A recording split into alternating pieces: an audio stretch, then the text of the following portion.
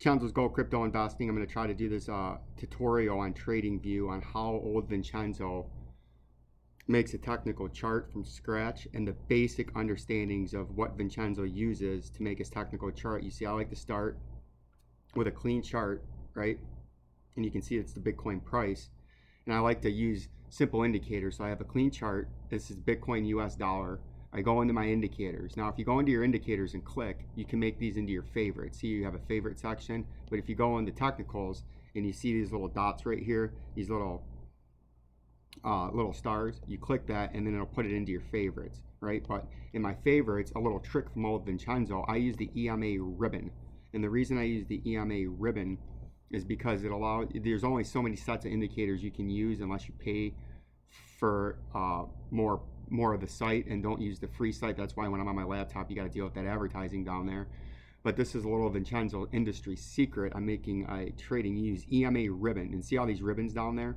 What you do is you simply come up into here and go into here, click settings, right? And I only use 3 of them. So you hit these little blue tabs, right? See that? Start clicking the tabs, and that takes them out because I don't need all those. I don't use all these ribbons. I like to use 3, right? And then we'll move that out of the way. See how they go away? Now if we click this one, see how another one comes? We'll go farther down. See how that goes away? Moving average 7 comes and goes away, right? Now, if you come into here, check this out. I like to use my first one in green, which would be the 200-day. Now, if you do that, see how fat it gets? Or if you click this, see how skinny it gets, depending on where you want. I usually use my 200-day on 3, right? And I use green. And then as we know, my 100-day is blue, dark blue, right? And then I usually leave that about 2. And then we go down to the next one. We know my 50-day moving average is red. And then I usually have the 50-day. That's in the way. I usually have my 50-day right now. See that? I change them, but that's usually what I do. So now you got your indicators, right? Bam. The 3 indicators that I use. You got your moving averages, right? See that? And then I use the volume. There's a lot of different volume ones you can use. I just use a simple volume. And if you come into here again and go into settings, you can go into green candles and make it brighter, make the candles bigger or smaller. Check it out. See, you're in here. If you wanted to change that, see how that changes. But I like my candles green for up.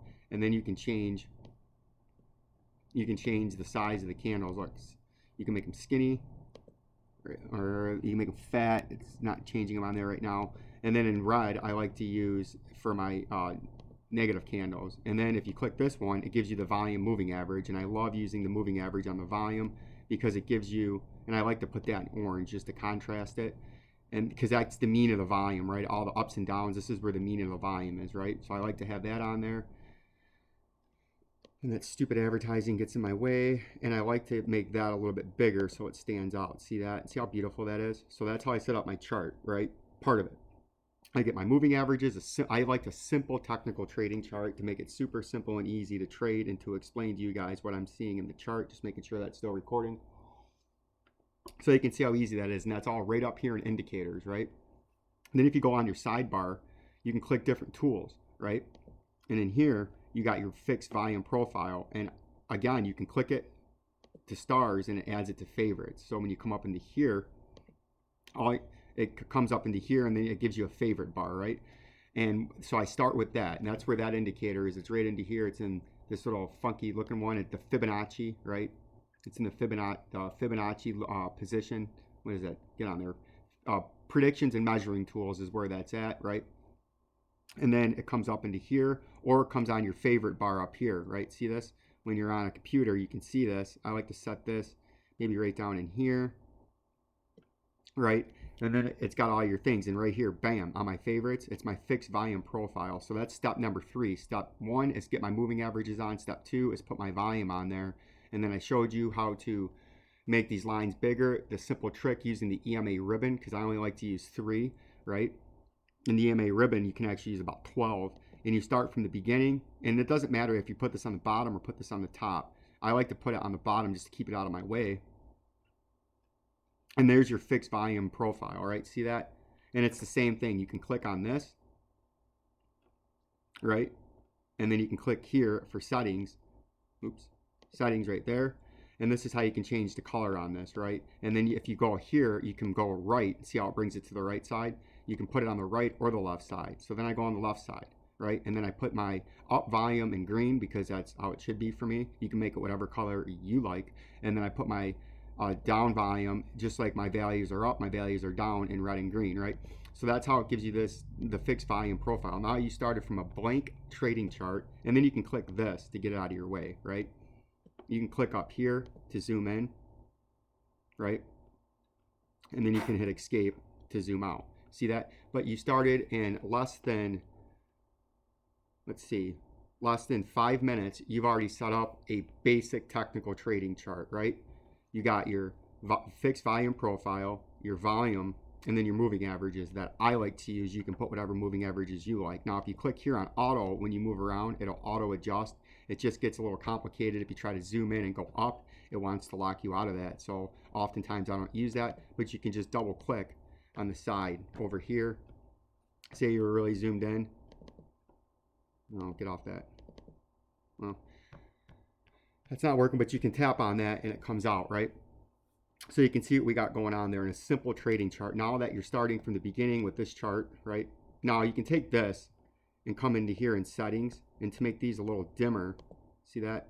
You can just do that to kind of make them fade into the background, but you can still see them. And you want to go all the way down the list. Bam, see that? You come back down to here, bam. And then now you can see the Bitcoin price behind it, and that looks a little bit better, right?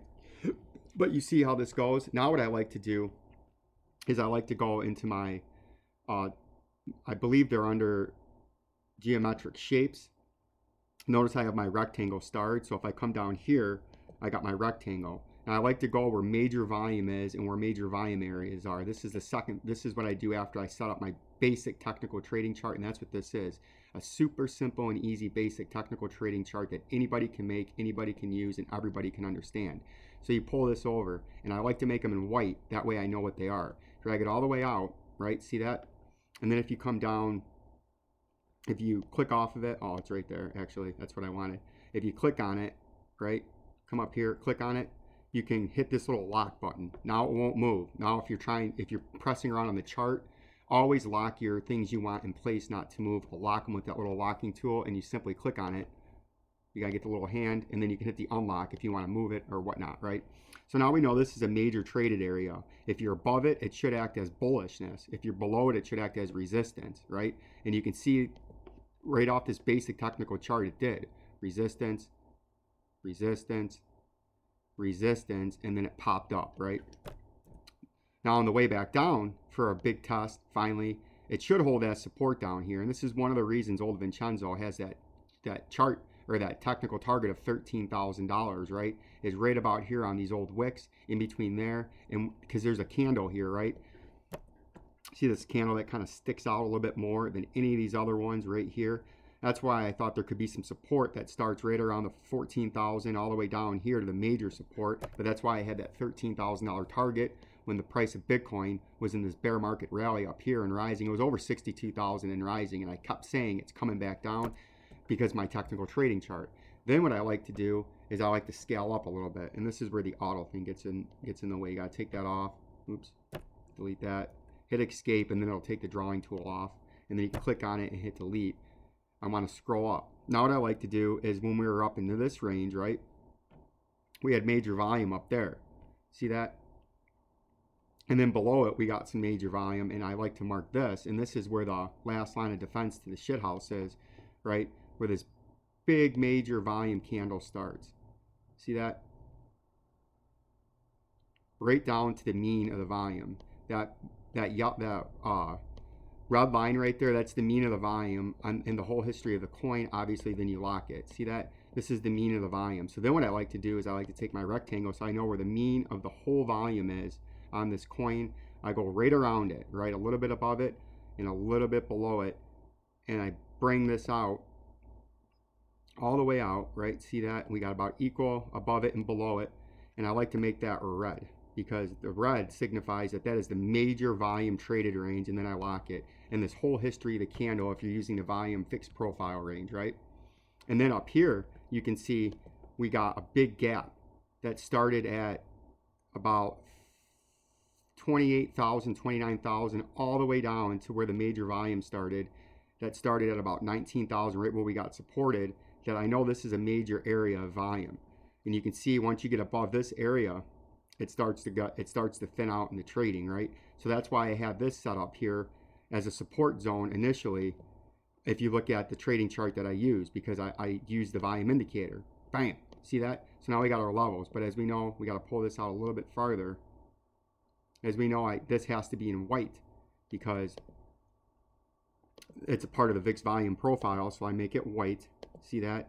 And then I lock it. So now I know when I'm looking at these levels, big volume range. If I break above this, it can get very bullish because it gets very thinly traded. If it breaks below this, it's very thinly traded until you get all the way down into this next white support zone, right? So this is kind of like a free falling area where the price action can go if we use our drawing tool, which is down here. Once you get below this, there's not a lot of volume to help trade this until you get down here, right? And that's why I have these, that's why I set it up like this. So now that we have this super simple, easy technical trading chart that anybody can use, and it's only been 11 minutes, and you can set this up. We got our mean of the volume, our volume, fixed volume profile, where all the trading is, and then we line it up. See that? And then we put our zones in there. Now, when we break the chart down a little bit more, I like to use fib circles, right? So our fib circles are also in the Fibonacci. They're in the Fibonacci tools, which I believe are patterns. No, where's the Fibonacci at? I haven't went in there in a while. Where are you at, Sir Fib? They are geometric and Fibonacci. See Fibonacci circle, but I have it start, so it's down here on my bar. I like to go, you can use the wick bottoms, but I like to use candle bodies, right? So you go from a low point, which would be, you can go from the low right here, and then you go to some kind of a high, which is right over here, right? Now I like to pull them out the current time frame, and you see how it lines up? We go like this. Then we come down here to colors, and we brighten them up. And notice how it acts as resistance, resistance, resistance, resistance, but they break through, but they act as resistance. And on the way down, support, support. Then we were in the middle of it, little resistance, and it broke through resistance, resistance and support, resistance and support, support, resistance, support. It gives you a good area on what's going on, right? So now we have a base one. Then I like to often dull that all into the background because that's for a cataclysmic fall, right, from down there. And then we're going to, of course, lock it because you don't want to move it. So we're going to lock it. Bam. I like to dull this one out a little bit more because then as we come into a local time frame, you can come into here with another fib circle and go from a local pump, which we can use here, to a dump right there. And then we scroll them over. And I like to bring them out to current time frame. See that? And now we're going to obviously come up into here, make this a different color, come into here, and make it zoom up. And it gives you another range to look at on support and resistance levels, because now if we take, we're going to go ahead and lock that before we forget it, because they all have different support and resistance zones, right? So then you look at it and you lock it, but if we come back into our other one and we bring the price back up, or bring the color back up, see that? Now we got multiple lines of support and resistance. Now on the way down, look at that, it hit support, support, support, support, resistance, resistance. See how it uses it? So now if this kept flushing, it lines up beautifully with the fixed volume profile, and there's a fib circle right there. So if this would have flash wick down, this would be a great area of support. But on the contrary, if this thing pumped way up, again, the fixed volume profile and the fib circle confirm that this would be major upper resistance like it acted right here, right? So you see that. Then I like to take even another fib circle, and I like to go from a recent pump, which would be up here, to a dump, right?